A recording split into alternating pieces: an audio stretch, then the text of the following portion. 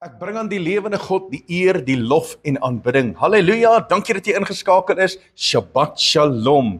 Loof sy naam. Nou ja, dis vir my belangrik om by die woord uit te kom en ek weet sommer hierdie woord gaan jou seën want jy is geseën. En ek glo en vertrou dat hierdie woord vandag jou lewe gaan kom transformeer in terme van jou gebedslewe.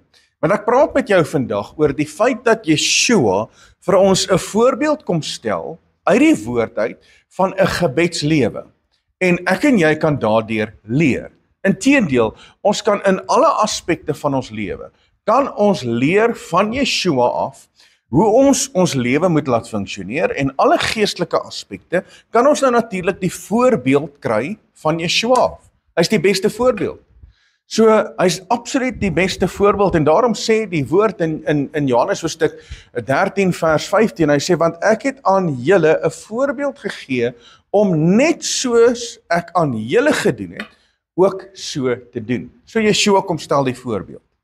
Stel die voorbeeld. Nie net in terme van om 'n diensknegt te wees nie, maar alle aspekte van ons geestelike lewe kom stel Yeshua die voorbeeld. So wat kan ek en jy daaruit leer?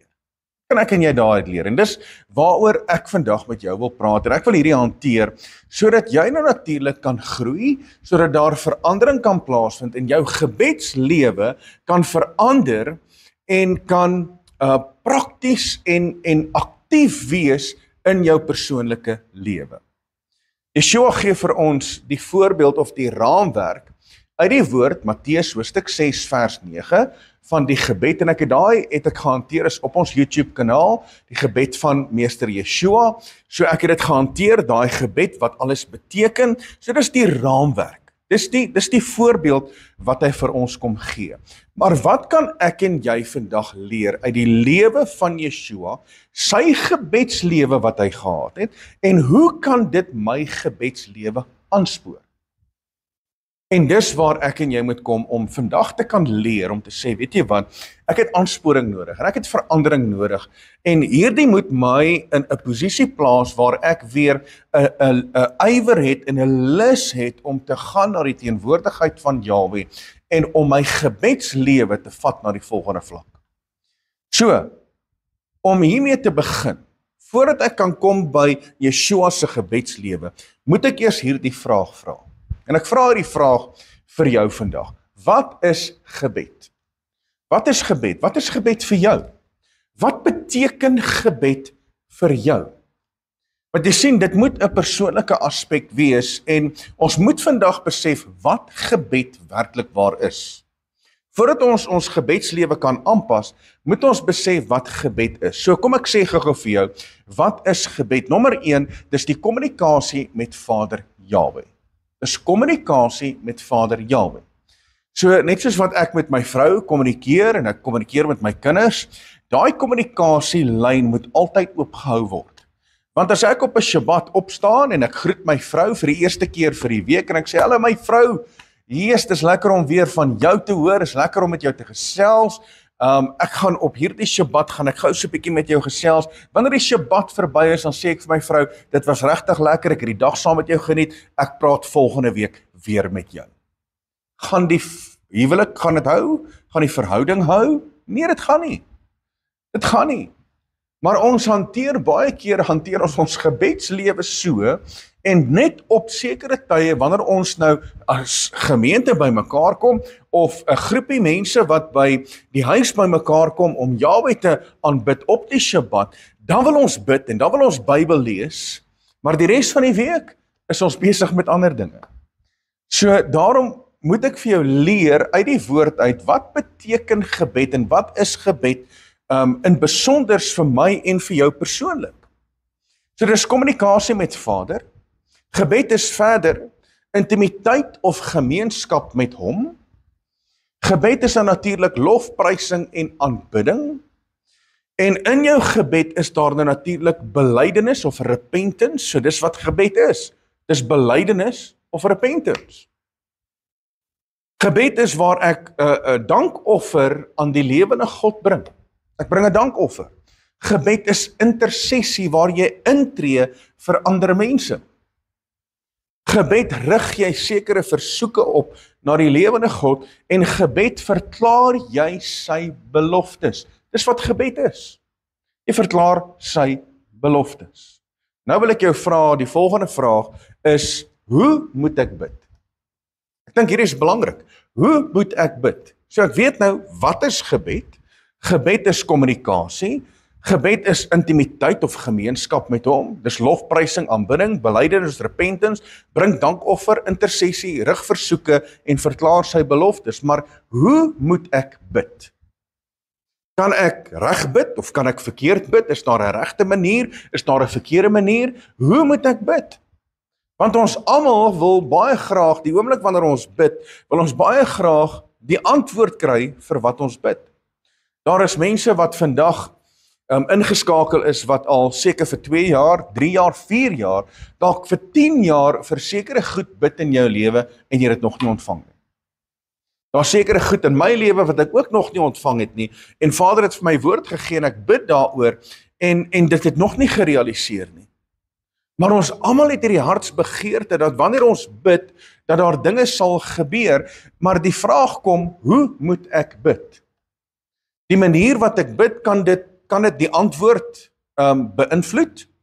Kan dit hoe Vader my antwoord, kan dit beïnvloed, die manier hoe ek bid? Ja of nee? So kom ons gaan kyk. Hoe moet ek bid? Nommer 1 is ek moet bid in geloof. Ek moet bid in geloof. Jakobus 1 vers 6 sê, maar hy moet in die geloof bid sonder om te twyfel, want hy wat twyfel is soos 'n golf van die see wat deur die wind gedrywe en voortgesleep word. Die woord gaan verder om te sê dat iemand wat twyfel, wat nie in geloof bid nie, sê die woord dat daai persoon is onbestendig in al sy weë. En hy moenie dink dat hy iets van Jahwe sal ontvang nie. So daarom kan daar nie ongeloof of enigsins twyfel in ons lewe wees nie. So ek moet bid in geloof. Tweedens, hoe moet ek nog verder bid? Ek bid deur Yeshua. Daar's geen ander manier nie. Ouens, ons ken die woord.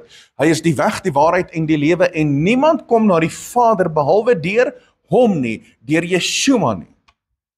So hy is ons middelaar. Hy is ons advokaat, hy is ons intercessor en hy is die een waardeur ons bid.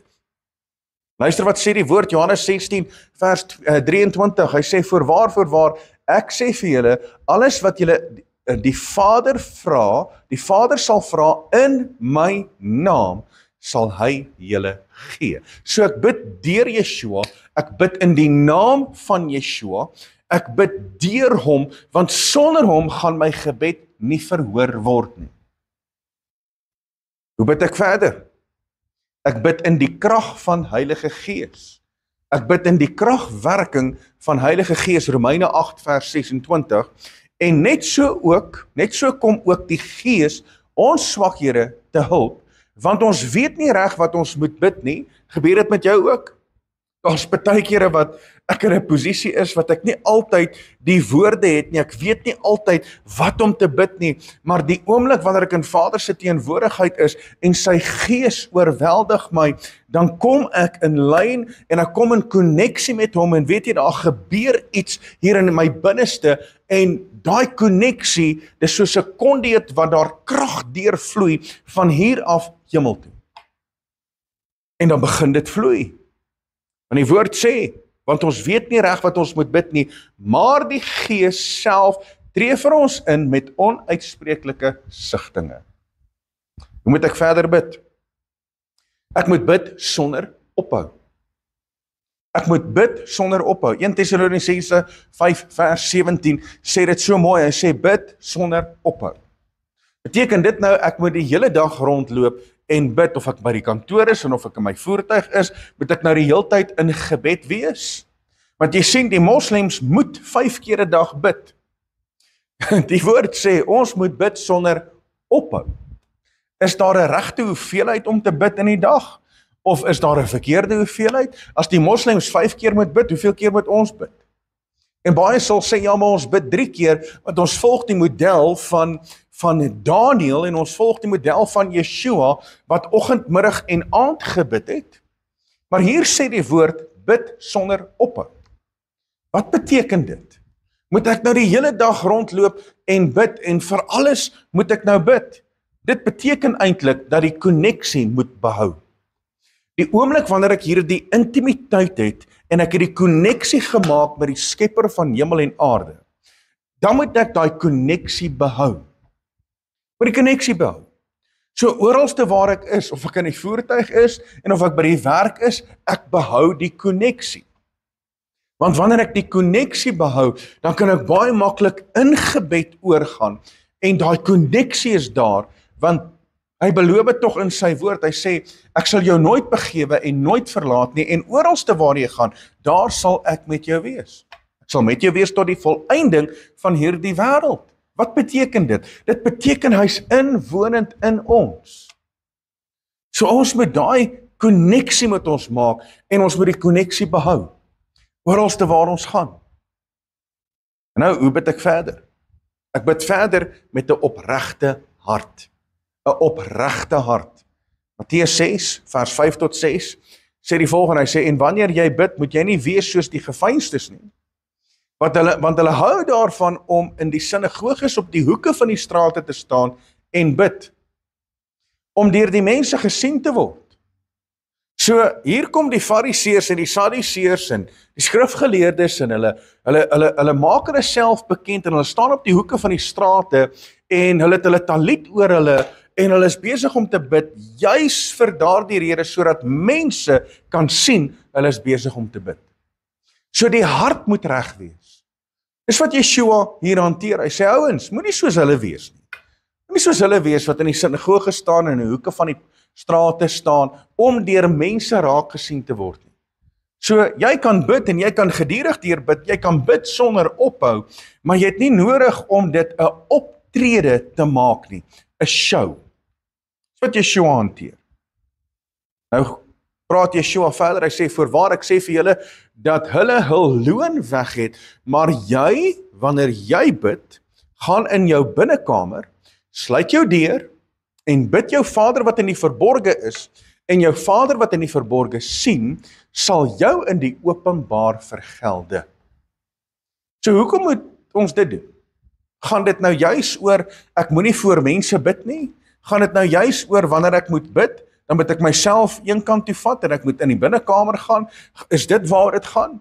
Dit gaan oor die feit dat Yeshua hanteer hierdie om te sê, ouens, bid met die regte hart.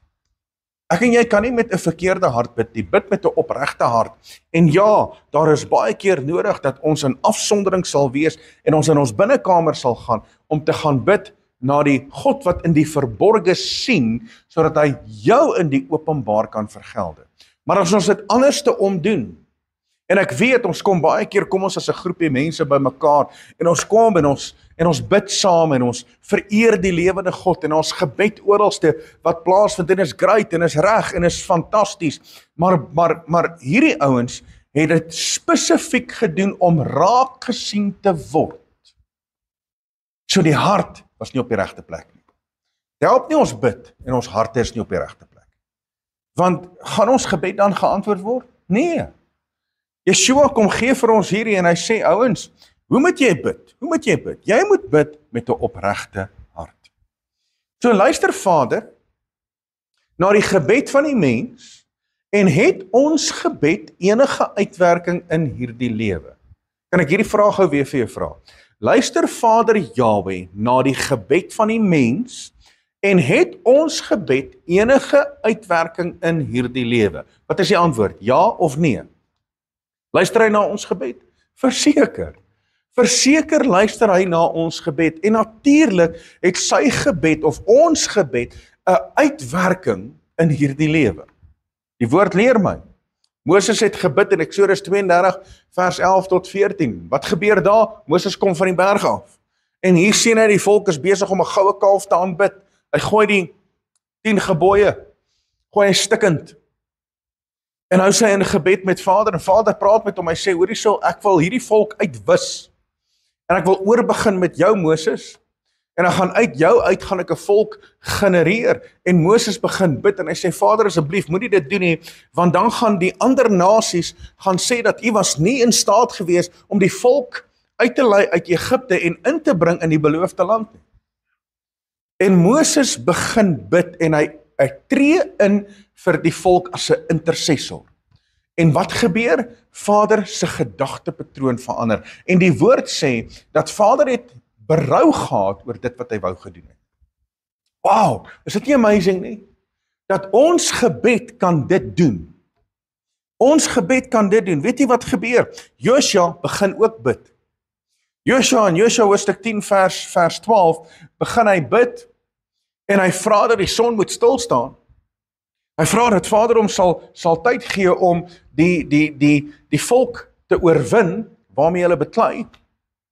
En Vader luister na sy stem. Weet jy wat sê die woord? Die woord sê daar was niemand soos Josua in daardie tyd wat Jahwe na die gebed van 'n mens geluister het.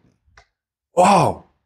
So hy het gebid en Vader luister na sy gebed en antwoord.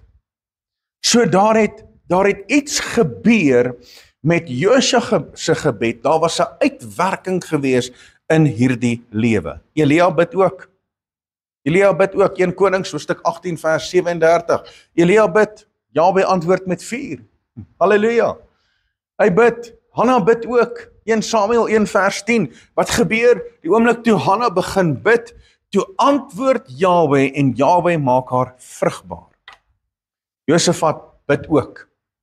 En Josafat in 2 Kronieke 20 vers 3 begin bid. En die oomblik toe hy begin bid en hy roep uit na die lewende God, toe kom die gees oor Gehaziel. En daai man begin profeteer om te sê, ouens, luister gou-gou, hierdie stryd is nie julle stryd nie, dis die stryd van Jahwe. En Jahwe voer die stryd en gee die oorwinning vanweë gebed en dat hy antwoord en daar was 'n uitwerking in hierdie lewe. Halleluja. So Vader reageer op ons gebed wanneer ons dit doen op die regte wyse. Ons moet dit doen op die regte wyse. Maar nou is die vraag, wat is die regte wyse? Kan ek vir jou skrif gee? Luister wat sê die woord. Hierdie is die regte wyse om te bid, né? Hierdie is die regte wyse. 2 Kronieke 7 vers 14. En my volk, oor wie my naam uitgeroep is, hulle verootmoedig en bid en my aangesig soek en hulle bekeer van hulle verkeerde weë, dan sal ek uit die hemel hoor en hulle sonde vergewe en hulle land genees. Dis die regte manier, mense. Dis hoe Vader wil hê ons moet bid. Ons moet op die regte wyse met ons bid. So, hy sê heel eerste, my volk, oor wie my naam uitgeroep is.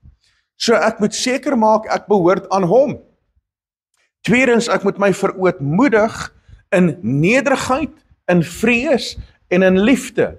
Moet ek my verootmoedig voor die lewende God. Derdens, ek moet sy aangesig soek. So wat beteken dit om die aangesig van Jahwe te soek? Wat beteken dit?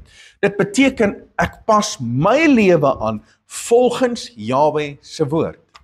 Ek pas my lewe aan. Nie anderste om, nou wil ek die woord aanpas in my lewe, of ek wil die beginsels van Jahwe aanpas aan my lewe nie. Nee, om sy aangesig te soek, kom ek agter, maar hier's dinge wat ek moet verwyder, en ek moet my lewe aanpas volgens Jahwe se woord. Wat is nog die regte wyse? Is ek moet bekeer van my verkeerde weë. Ek moet my bekeer van my verkeerde weë. Wat is dan die resultaat?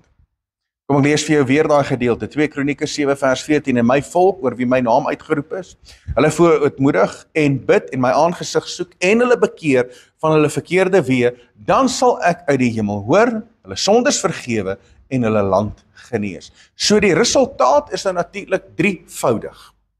Die resultaat is drievoudig. As ons op die regte wyse bid, is die resultaat drievoudig. Nommer 1, vergifnis. Tweedens, herstel. Derdens, genesing. Halleluja! Is dit nie wat jy wil hê in jou lewe nie? Dan moet ons lewe aanpas volgens die woord van Skepper lewende God. Alright, so, nou kan ons kom by Yeshua se gebedslewe. Nou kan ons daarby uitkom, want Yeshua het 'n spesifieke wyse gehad, hy het 'n gebedslewe gehad, en ek hoop en vertrou dat jy ook 'n gebedslewe het, en dat jou gebedslewe die lewende God verheerlik. Want Yeshua se gebedslewe, Yeshua het gebid vroeg in die môre. Hy het gebid vroeg in die môre. Hier sê die woord dit, Markus 1 vers 35, en vroeg in die môre, nog diep in die nag, het hy opgestaan en hy het gegaan en na 'n eensame plek vertrek en daar gebid. So Yeshua het vroeg opgestaan in die môre en hy het gaan bid vroeg. Maar hier's die vraag, hoekom het Yeshua juis vroeg in die môre gegaan om te gaan bid? Hoekom? Jy sê die woord en vroeg in die môre, nog diep in die nag, so dit was nog diep donker gewees. Vroeg in die môre het hy opgestaan en hy het na 'n verlate plek toe gegaan. Met ander woorde, hy het alleen gaan bid. Hoekom het hy dit gedoen? Wat was die rede? Kan ek vir die rede gee? Die rede is net in die volgende paar verse. Want kyk na wat volg. Kyk na wat volg. So ek lees vir jou, Markus 1 vers 35, waar Yeshua vroeg in die môre opgestaan het. Hy het gaan bid. En kyk wat volg. En dit gee vir ons die rede hoekom Yeshua dit gedoen het. Markus 1:39. En hy het die hele Galilea deur in hulle sinagoges gepreek en die duiwels uitgedryf. So met ander woorde, waar ons te waar hy gekom het, het hy die evangelie verkondig, hy het duiwels uitgedryf en hy het wonderwerke gedoen. Kyk wat sê Markus 1 vers 40, net die volgende vers. En daar kom 'n melaatse man of 'n melaatse na hom toe wat hom smeek en voor hom op die knie val en vir hom sê, as u wil kan u my gesond of my reinig. So wat het hier gebeur? So Yeshua het vroeg in die môre gaan bid. En die rede hoekom hy dit gedoen het is juis vir dit wat volg. Maar nou kom hy in die stad. Hy kom in Galilea, hy kom in sekere gedeeltes, kom hy in en hy's in die sinagoges en hy begin die woord verkondig. Daar's 'n demoniese manifestasie, hy dryf die demone uit, siekes kom na hom toe en hy genees die siekes. Kan ek gou vra? Toe die demone of die demoon besete, en voordat hy die demone uitgedryf het, het hy eers gebid, ja of nee? Het hy eers sy hande op daai persoon gelê en dan eers gebid en die demoon uitgedryf, of hoe het hy dit gedoen? Hy het gesê, gaan uit, en daai demoon het geluister. Toe die siek persoon na hom toe kom, en almal wat siek was, het hy eers gebid, eers opgekyk na die hemel toe, dan eers gebid om te sê, Vader, ek bid dat hierdie persoon genees sal word, of wat het Yeshua gedoen? Hy het dood eenvoudig net daai genesing aangespreek en hy het daai persoon gesond gemaak. So dis juist die rede hoekom Yeshua vroeg in die môre opgestaan het, omdat sy bediening van so 'n aard was dat hy onmiddellik moes optree.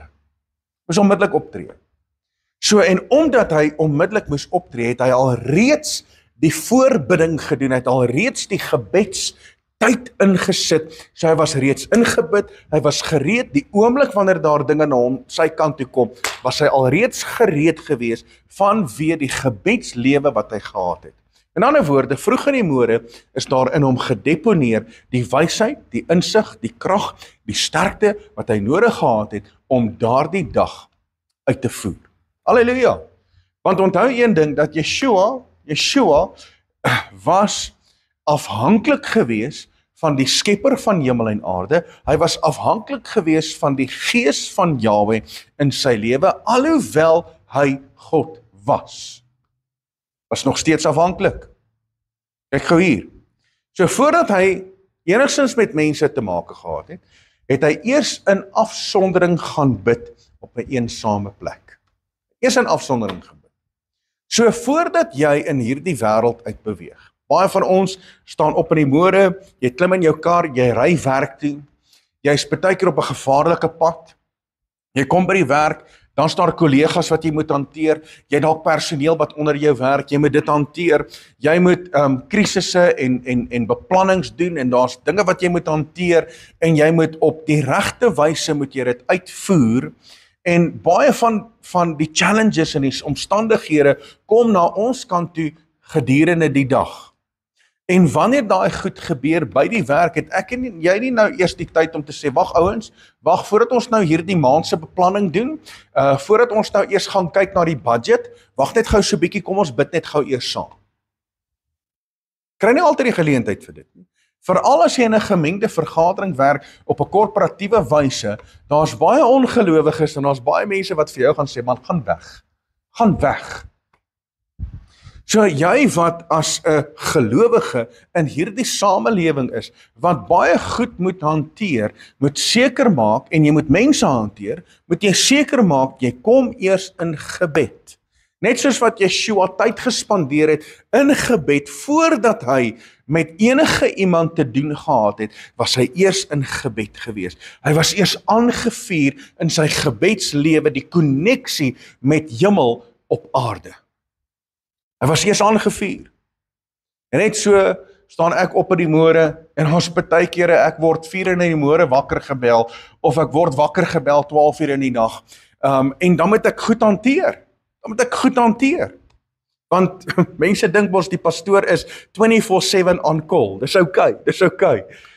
Maar mense bel my wakker, en mense bel my 7 uur in die môre, want dan het hulle my video gekyk 6 uur die oggend, of hulle het my boodskap geluister 5 uur die oggend, dan bel hulle my 6 uur of 7 uur, die pastoor, ek het hierdie probleem, help my. Dan moet ek al reeds in gebed gewees het, dan kan ek nie vir daai persoon sê, maar wag, wat is jou probleem? Hierdie probleem, okay, ek skryf dit gou neer, ek kom nou terug na jou toe, ek bel jou terug, ek gaan gou eers bid hieroor. Nee, dan moet ek dit onmiddellik hanteer. So my lewe moet volg dit wat Yeshua gedoen het. My gebedslewe moet gerig wees op Yeshua se gebedslewe, waar ek eers in sy teenwoordigheid was, voordat ek die dag kan aanbreek, of kan aanpak. En so moet ons lewe ook lyk. Ons lewe moet ook so lyk. So voordat hy enigsins met mense te maak gehad het, was hy eers in afsondering. Voordat jy enigsins in hierdie wêreld kan inbeweeg, moet jy eers in afsondering wees. Ek het 'n punt gemaak daarvan, kyk, die kinders is nou al groot, hulle het hulle eie lewe, hulle het hulle eie rigtings wat hulle gaan, maar ek het 'n punt gemaak daarvan, toe die kinders in die huis was, nou dan, voordat ons ry om skool toe te gaan, al van kleins af, voordat ons ry, vat ons hande en ons bid, en elkeen het 'n geleentheid gehad om te bid. En ons bid vir beskerming, en ons roep Vader se naam aan, en ons bid vir challenges, en ons bid vir die dag wat voor lê. Dalk is dit eksamen, of dalk is dit goed wat ingegee moet word, of wat ook al. Dan bid ons eers daardie môre voordat ons uit die huis uitgaan. Want dis belangrik, mense. Ons moet 'n gebedslewe hê waar die lewende God verheerlik word. Nou wil ek jou hierdie vraag vra. As Yeshua dan God is, waarom het hy dan tot God die Vader Jahwe gebid? As Yeshua dan God was, of God is, waarom het hy dan tot God die Vader Jahwe gebid?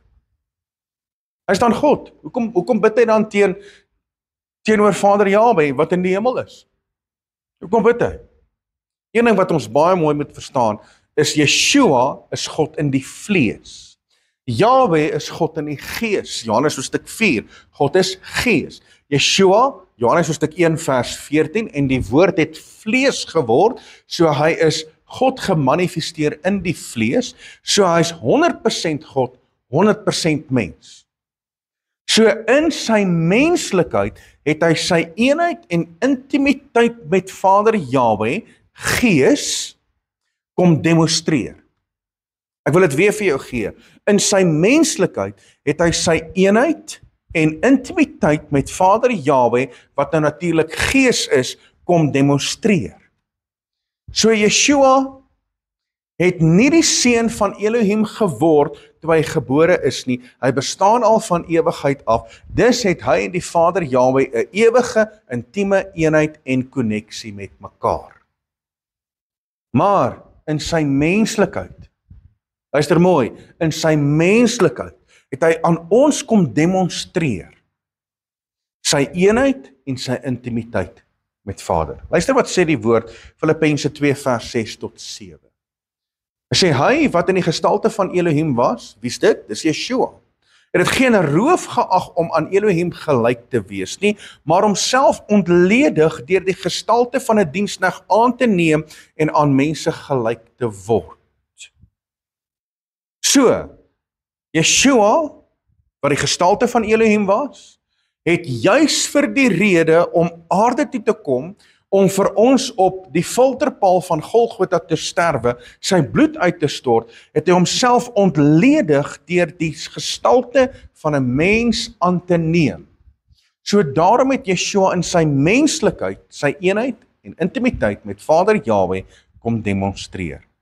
So, as mens was Yeshua afhanklik gewees aan Vader vir leiding, vir wysheid, vir kennis, vir inspraak, en daarom het Yeshua in alles wat hy gedoen het, die Vader verheerlik.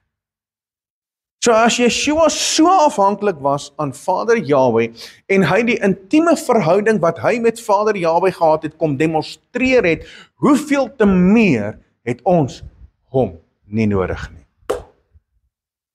Hoeveel te meer? As Yeshua, wat 100% God, 100% mens is, in sy menslikheid vir ons kom demonstreer het, sy intimiteit, sy eenheid met hom, en sy totale afhanklikheid, en dat hy sy wysheid, sy insig, en sy inspraak nodig gehad het, hoeveel te meer het ek en jy dit nie elke dag nodig nie. Sjoe! Ek en jy het dit elke dag nodig. Lukas 5 vers 15 tot 16, maar die gerug aangaande hom is nog meer versprei en groot menigtes het bymekaar gekom om te luister en deur hom van hulle siektes genees te word. Wow, is dit nie pragtig nie? Hier kom die gerug aangaande Yeshua, dit versprei. Groot menigtes het bymekaar gekom om te luister en deur hom van hulle siektes genees te word. Ek gaan die reaksie van die mens. As hierdie met ons as mens moet gebeur. As ons ewe skielik, ons plek is te klein en ons bars uit ons nate uit en die hele Oostrand kom by mekaar om na 'n spesifieke prediker te luister en wanneer daai persoon begin bid, dan gebeur daar dinge. Wat gaan gebeur? Die rooi tapuit gaan uitgerol word. Daai pastoor gaan aankom met 'n chip op die skouer, hy gaan dink, ek is net die ou, check net my gevolg. Kyk net hoeveel mense daag op om na my te luister. Wat gaan gebeur? Daai persoon gaan gevul word met hoogmoed. Dis wat gebeur met die mens. In die oomblik wanneer daai persoon op daai posisie is, dan gaan hy dink hy's net die kat se snor. Dis wat met die mens gebeur, ouens. Dis 'n realiteit. Kyk wat gebeur met al die profete en kyk wat gebeur met al die groot predikers reg oor hierdie wêreld en sonder om enige iemand te nok. Maar die oomblik wanneer daar 'n magdom mense in die skare kom by mekaar en die mens word opgelig, dan kry daai persoon groot kop. Want jy sien, nou gaan dit alles oor ek. Maar wat doen Yeshua? Ek lees weer vir jou, Lukas hoofstuk 15. En nou hierdie keer gaan ek die skrifgedeelte klaarmaak. Maar die gerug aangaande hom is nog meer versprei. En groot menigtes het bymekaar gekom om te luister en deur hom van hulle siektes genees te word. Wat doen Yeshua? Maar hy het hom in 'n verlate plek teruggetrek en gebid. Wow. Ten spyte van die gevolg, ten spyte van die hoeveelheid mense wat gekom het om na hom te luister, en ten spyte van die gerugte en dat hy mense gesond maak, wat het Yeshua gedoen? Het hy opgedaag om te sê, hey ouens, hier is ek? Nee, hy het homself onttrek en hy het gaan bid. Die mens doen die teenoorgestelde. En daarom kan ek en jy vandag leer uit Yeshua, die oomblik wanneer die mens opgelig word, en die oomblik wanneer Vader jou begin gebruik. Luister mooi, die oomblik wanneer Vader jou meer begin gebruik, dan moet jy meer begin bid. Want wat het Yeshua gedoen? Die oomblik toe die gerug versprei, meer versprei, En daar kom groter skare, wat doen Yeshua? Hy gaan bid meer. En daarom moet ek en jy presies dieselfde doen. Hoe meer Vader jou gebruik, hoe meer moet jou gebed toeneem. Ja, hoe meer Vader jou gebruik, hoe meer moet jou gebed toeneem. So hoe het Yeshua nog gebid? Hy het eerstens gebid vroeg in die môre, maar is dit die enigste tyd wat Yeshua gebid het? Nee, Yeshua het gebid ook in die aand. Is dit wat sê die woord, Matteus 14 vers 23? En nadat hy die skare weggestuur het, klim hy op die berg, om in die eensaamheid te bid. En toe dit aand geword het, was hy daar alleen. So hy het in die aand ook gebid. Hy het eers in die oggend, dan in die aand. So elke geleentheid wat Yeshua gesoek het, het hy gebid. Inteendeel, as jy gaan kyk na Yeshua toe hy gedoop is, nou sê die woord, terwyl hy besig was om te bid, toe kom daar 'n stem uit die hemel, en daar kom 'n duif, of die gees daal neer in die vorm van 'n duif, en kom daal op hom neer. So terwyl hy besig was om te bid, so met sy doop toe bid hy. As daar kos was, het Yeshua die kos opgelig na die Vader toe, hy het Vader gedank, hy het gebreek, en hy het gegee. So hy het gebid wanneer daar geëet word. So Yeshua het konstant gebid, hy het gebid in die aand. Nadat hy die skare weggestuur het, klim hy op die berg, om in eensaamheid te bid, en toe dit aand geword het, was hy daar alleen. Ek het hierdie woordjie, alleen, het ek so 'n bietjie gehighlight. Hierdie woordjie alleen. Want ouens, luister gou. Ek weet, dis altyd lekker en dis goed om saam te bid. Great.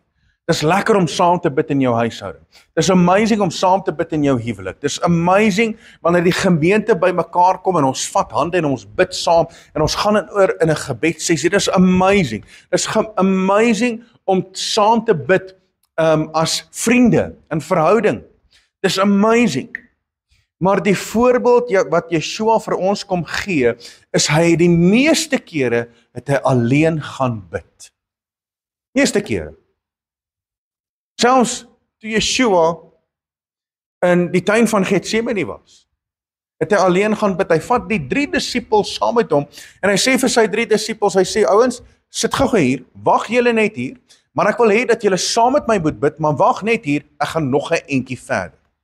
En hy gaan nog 'n entjie verder en hy gaan bid. Hy gaan bid alleen. Alhoewel hy sy disippels saamgevat het, sê hy vir sy disippels, die 3 disippels, hy sê, hoor hierso, sit julle hier en bid julle saam, ek gaan verder. Maar Yeshua het juis alleen gaan bid. Hoekom? Hoekom? Kan ek vir jou sê hoekom? Dis die rede hoekom, luister gou. Jy kan jou hart openbaar maak teenoor Vader wanneer jy alleen bid. Wanneer ek saam met iemand bid, kom ons sê byvoorbeeld, ek bid saam met Johan. Nou vat ek Johan se hande en nou bid ek saam met Johan en Johan bid saam met my en hy maak sy dinge openbaar en ek maak my dinge openbaar. En ek lê my hart op die tafel en ek sê, Vader, U moet my help met hierdie dinge. Weet jy wat gebeur? Nou vertrek ek en nou vertrek Johan en Johan kom dalk by ander mense, ek het saam met pastoor Jan gebid. Jy moet hoor wat is in sy lewe. En dan loop die stories, en daai stories kry nou natuurlik sterkies by, want nou het ek saam met iemand gebid en ek het my hart op die tafel gesit, nou bid ek saam met iemand, nou loop dit en dit versprei, het jy gehoor wat is in pastoor Rian se lewe? Selfde kan gebeur aan die ander kant. Nou kom ek dalk by mense en sê, ek het saam met Johan gebid, en jy moet hoor waarmee is Johan besig. Jy moet hoor wat is gaan aan in sy lewe, en die gebed wat hy gebid het, waarmee hy sukkel. En dan loop ek en ek versprei dit, want dis wat die mens doen, ouens. Dis wat die mens doen. Want jy as mens kan nie altyd jou hart openbaar maak en op die tafel sit wanneer jy saam met iemand bid nie. Kom, wees nou eerlik. Daar's dinge waarvan jou vrou nie eers weet nie. Daar's dinge waarvan jou man nie eers weet nie waarvoor jy bid. Dis so dit is. Daar's goed wat jy nie aan jou eggenoot kan bekend maak nie. Daar's dinge wat jy nie aan jou vriende of jou kinders kan bekend maak nie, wat jy aan Vader Jahwe kan bekend maak en jy kan jou hart op die tafel sit. So wanneer jy alleen bid, kan jy jou swakhede bekend maak teenoor Vader. Jy kan jou swakhede bekend maak. Vader kan persoonlik met jou praat. Persoonlik met jou praat. En it is amazing wanneer ek alleen sit en ek is besig in gebed en ek maak my woord oop, dan kom praat Vader presies waarvoor ek gebid het, presies wat in my lewe is, kom praat Vader met my persoonlik. It's amazing. Wanneer jy alleen bid, ontvang jy openbarings, jy ontvang leiding, jy ontvang wysheid, wat net vir jou bedoel is. Net vir jou.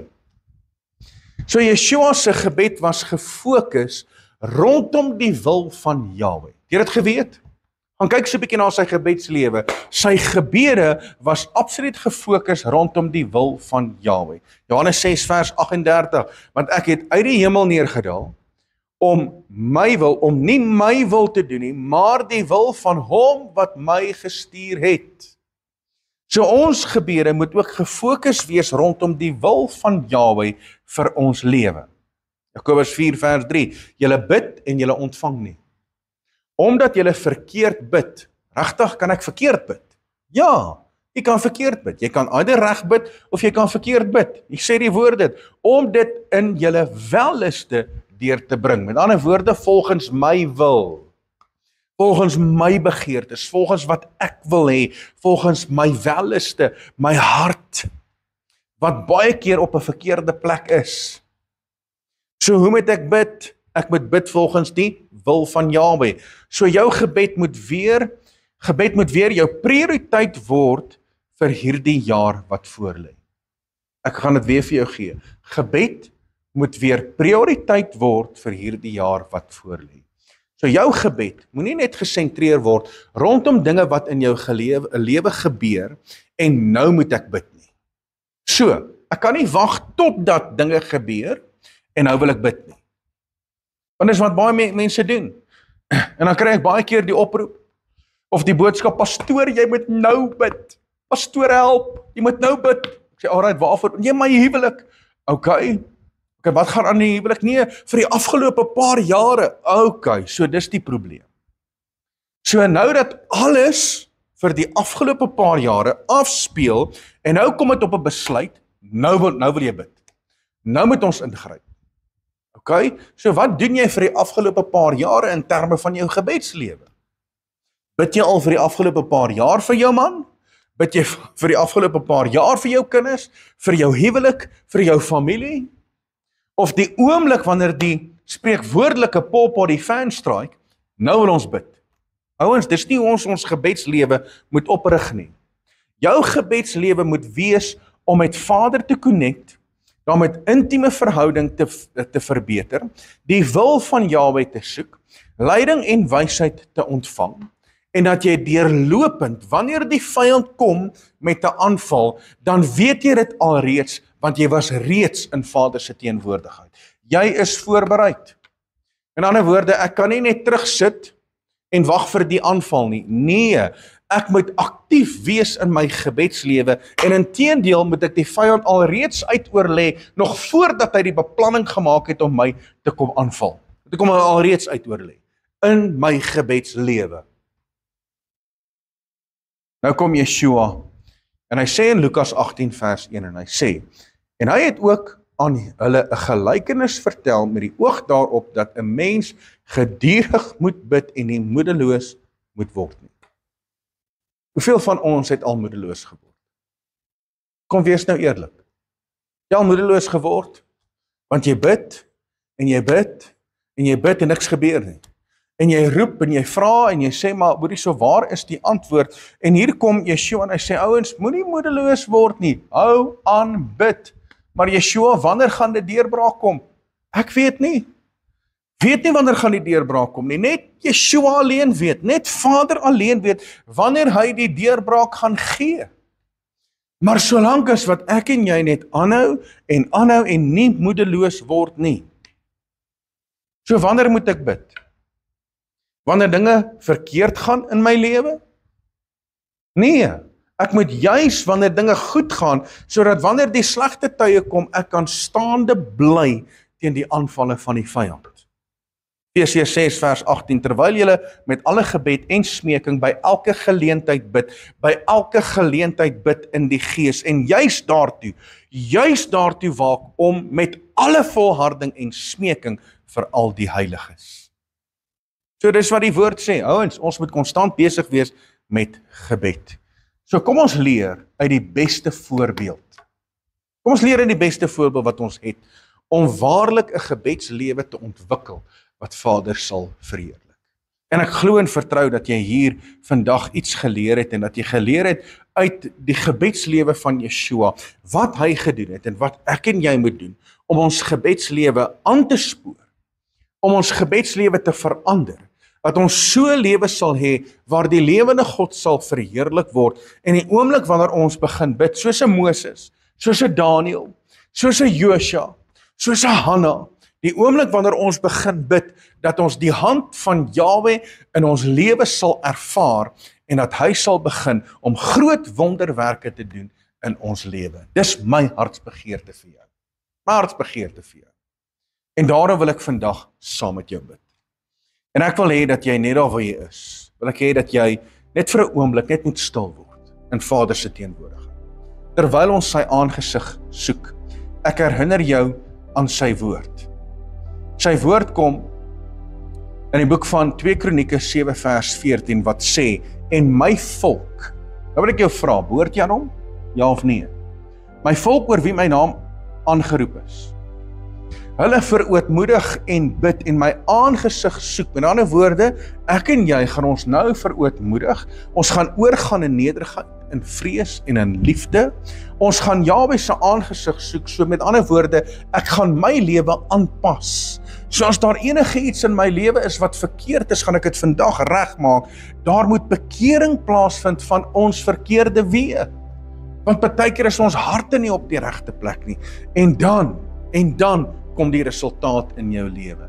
En die resultaat is vergifnis, herstel en genesing in elke aspek van jou lewe.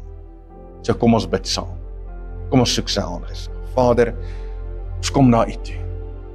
Vader, nie omdat ons iets is nie. Nee, inteendeel, ons is swak. Vader, ons is maar net nietige ou mense.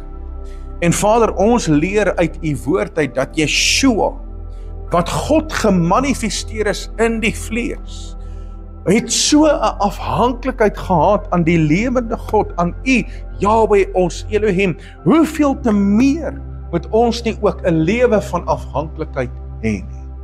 Vader, help ons. Help ons dat ons ook 'n lewe sal hê soos wat 'n gebedslewe, soos wat Yeshua gehad het.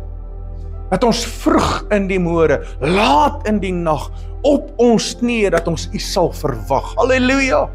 Dat U in ons 'n rein hart sal kom skep, Vader, en dat wanneer ons verootmoedig voor U, in nederigheid, in vrees en in liefde, en ons kom soek U aangesig, Vader, waar ons die aanpassing kom maak in ons eie lewe, en ons pas ons gebedslewe aan volgens die woord, en ons bekeer ons van ons verkeerde weë, Vader, dan weet ek, daar kom vergifnis van bo af.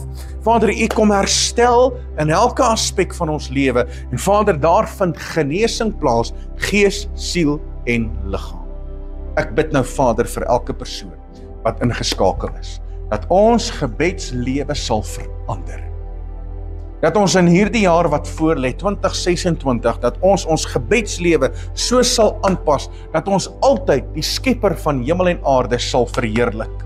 Dat wanneer die duiwel dink om ons aan te val, Vader, dat ons al reeds gereed staan in gebed om die werke van die vyand tot niet te maak. En dat ons sal triomfeer as meer as oorwinnaars. En sal oorwin deur die bloed van die lam en deur die woord van ons getuienis. Halleluja! Vader, dankie. Ek loof U daarvoor en ek bid dit alleen in die wonderbare, die heilige, die soewereine naam van ons Meester Yeshua. En ons gees roep uit, halleluja, halleluja. Wees geseënd en mag hierdie boodskap vandag vir jou 'n aansporing gee om jou gebedslewe aan te pas volgens sy woord. Nou ja, dit was lekker geweest om met jou te praat. Dis altyd 'n voorreg. So wees geseënd van my kant af, Rian Abri. Tot volgende keer. Geniet jou Shabbat en Shabbat Shalom.